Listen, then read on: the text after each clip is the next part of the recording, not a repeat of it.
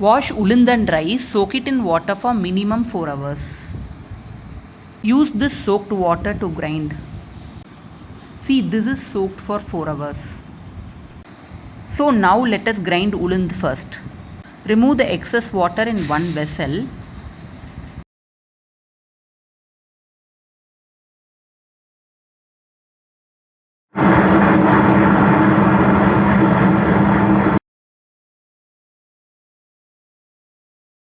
So now we have grinded ulundh. The next step is to grind rice. So remove the excess water in one vessel. You can use this water to grind idli rice. Now in the grinder, add the rice. Grind it for at least 45 minutes.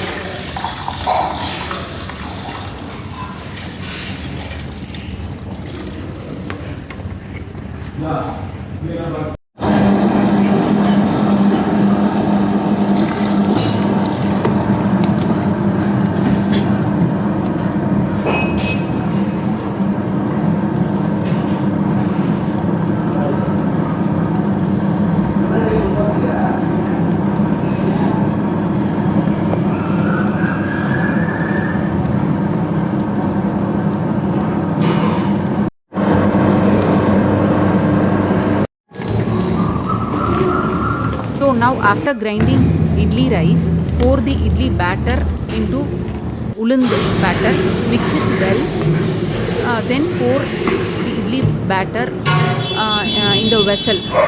Give space for fermentation. So now homemade idli batter is ready. You can also try in this method. When you mix the batter with your hands, consistency should not be too thick and too watery. Batter has to fall from the hand. Then only after fermentation, the idlis would come soft. So the main part is consistency to make a soft idli. To pour dosa in the fermented batter, you can add water and make dosas.